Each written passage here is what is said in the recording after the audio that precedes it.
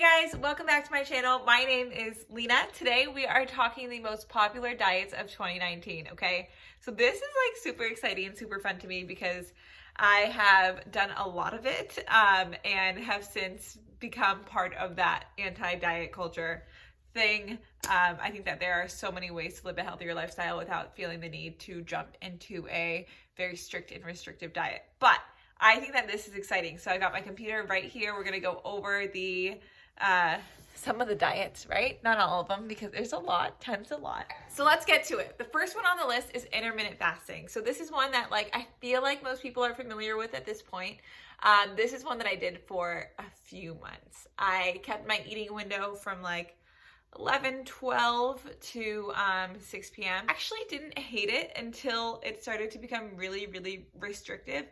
If I didn't eat enough within that period of time, in the evening, I would just get super, super hungry and eat everything. So it did, for a while, it was really good. And then it led to this restrictive binging kind of thing. I do find a lot of value in not eating a couple hours before bed in terms of digestive health and things like that. But giving yourself a strict, I can only eat from this time to this time, that intermittent fasting does, can really start to mess with your mental health and have you stop listening to your hunger cues and all that stuff and just turn into this rampage of I'm always hungry all the time. I need food now, and you can't stop your body from restricting and binging because it's science, guys. It's not your fault. When we restrict, we binge. Don't hate it. Don't love it. Wouldn't recommend. Okay, so I've actually never heard of this until I was doing research on the diets of 2019, but it's called the Dr. Sebi diet or SEBI or something, SEBI, I don't know. But it's all raw foods. I've never seen it in real life. I've never really met anybody that's done it. Nothing like that, but it's all raw foods and it's alkaline foods, which I don't know.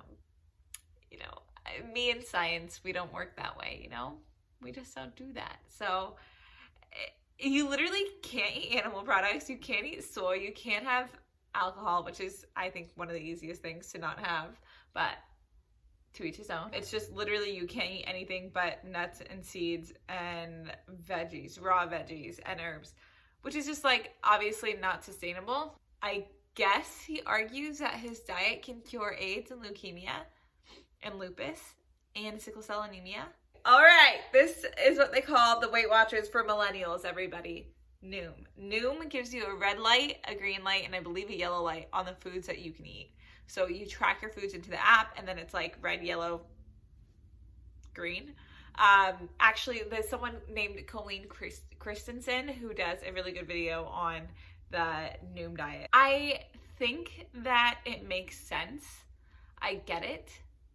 Some foods you can have more of, that's the green light. Yellow light, cool, have some, not too much. And then the red light, maybe we should really slow it down and not have that much at all.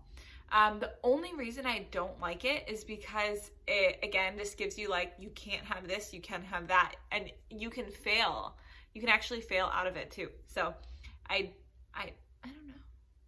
In terms of teaching you how to eat, I kind of like that. In terms of telling you what you can and can't, I don't really like that.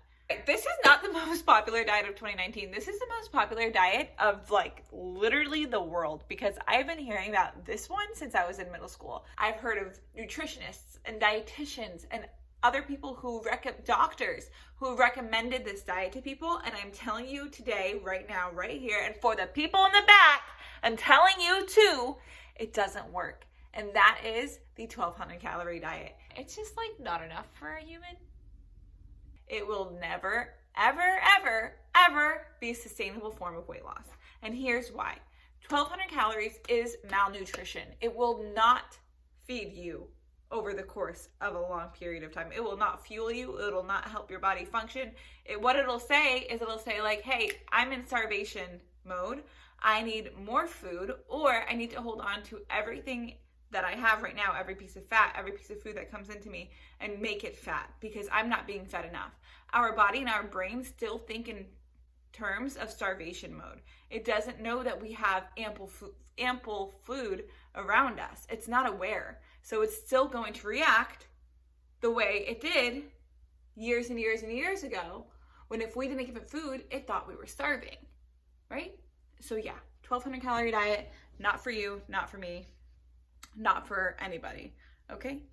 Okay, the two next I'm gonna go over together, okay? That's the GOLO diet and the DUBRO diet. So one by a psychiatrist, one by like celebrity people. The DUBRO diet is extremely restrictive, literally just cuts out a ton of food groups. No.